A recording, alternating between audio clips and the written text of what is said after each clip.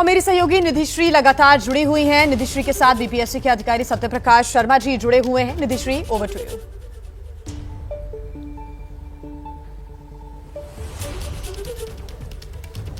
आवाज नहीं आ रही है। Nidhishree, over to you. अगर आपको आवाज आ रही है तो बात आप करें सत्यप्रकाश शर्मा जी से। जी बिल्कुल। देखिए, मैं सीधा सवाल इनसे लेना चाहूंगी। बीपीएससी सेक्रेटरी सत्यप्रकाश शर्मा इस वक्त हमारे साथ एक्सक्लूसिव बातचीत करने के लिए मौजूद है और यहाँ पर बातचीत इसलिए भी अहम है क्योंकि लगातार बीपीएससी सवालों के घेरे में है। पहला सवाल सर आपसे यही है कि आज तक 13वां दिन है आंदोलन का, छात्र अगर मांग कर रहे हैं तो बीपीएससी उनकी बातें क्यों नहीं सुन रही है, क्यों नहीं संवाद कर रही है बीपीएससी? जी, ऐसा है कि छात्रों का जो आंदोलन चल रहा है गर्दनी बाग में, हम लोगों ने वीडियो के थ्रू भी देखा है, तो कोई भी एसोसिएशन, संघ या प्रतिनिधि मंडल सीधे बीपीएससी से अभी तक अप्रोच नहीं किया है कि किन विषयों पर उनसे बात की जाए। तो अभी तक अगर कोई भी प्रतिनिधि मंडल आता तो हम लोग जरूर बात करते हैं। उनके किसी ने पहल ही नहीं की है। कोई बात नहीं। छात्रों के बहुत सारे सवाल है, जो कि एबीपी न्यूज़ लगातार छात्रों के बीच है। ग्राउंड जीरो से हम उनके सवाल जो है वो पहुंचा रहे हैं और आज भी मैं छात्रों के सवाल लेकर आई हूँ। पहला सवाल उनका ये है कि क्या ये नॉर्मलाइजेशन नहीं है कि एक ही परीक्षा 2 बार आयोजित हो, भले ही एक सेंटर का हो।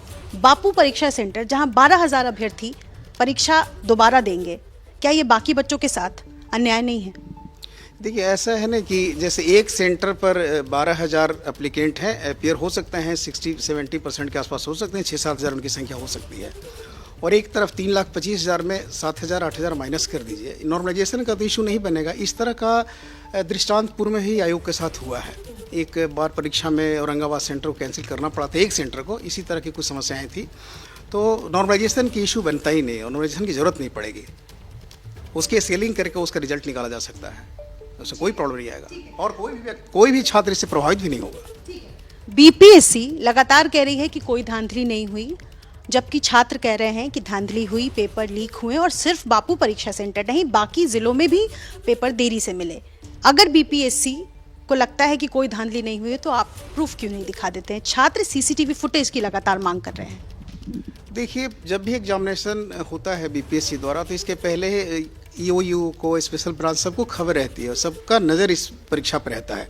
इस बार भी एग्जाम 13 दिसंबर को हुआ था, उसके पहले भी ईओयू ने एक एडवाइजरी जारी की थी। अगर किसी तरह की कोई समस्या या कोई जानकारी आपको मिलता है तो उनके मेल पर सूचना दे सकते हैं, बीपीएससी के वेबसाइट पर आप डाल सकते हैं। लेकिन ये अनियमितता या प्रश्न लीक होने जैसी कोई सूचना कहीं से प्राप्त नहीं है। जितने जिलों में परीक्षा आयोजित की गई है वहाँ के सभी जिलों के जिला पदाधिकारियों ने रिपोर्ट किया है कि यहाँ पर बिल्कुल शांतिपूर्ण कदाचार मुक्त परीक्षा हुआ है। गया में देरी से पेपर मिले, इसकी जानकारी है बीपीएससी को? देखिए, ये सीधे आयोग को तो जानकारी नहीं है, जिला के रिपोर्ट के आधार पर ही आयोग निर्णय भी लेता है।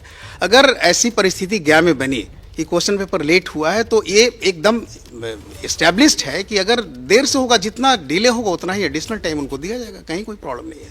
ठीक है। एक सवाल मेरा ये भी है कि देखिए, छात्र जो है वो लगातार इस बात को कह रहे हैं कि बीपीएससी अगर ये परीक्षा जिस सेंटर पर दोबारा किया जा रहा है वहाँ या तो क्वेश्चन पेपर अब आसान होगा या मुश्किल होगा, दोनों ही स्थिति में बाकी छात्रों के लिए नुकसान है। ये एकदम सोचना ही गलत है कि क्वेश्चन का लेवल आसान होगा या हार्ड होगा। एक तो आयोग क्वेश्चन पेपर स्वयं सेट करता नहीं है, इसके लिए अलग से सेटर होते हैं और जो सेट करके क्वेश्चन भेजते हैं डिफरेंट सब्जेक्ट के टीचर होते हैं, वो ऐसा उनको ना हम लोग कोई डायरेक्शन देते हैं किस तरह का क्वेश्चन आपको सेट करना है, उनका फ्रीडम रहता है, जैसा वो सेट करना चाहे कोई प्रॉब्लम नहीं है। और अगर क्वेश्चन का लेवल हाई होगा लो होगा ये तो अभी कहना बड़ा मुश्किल है।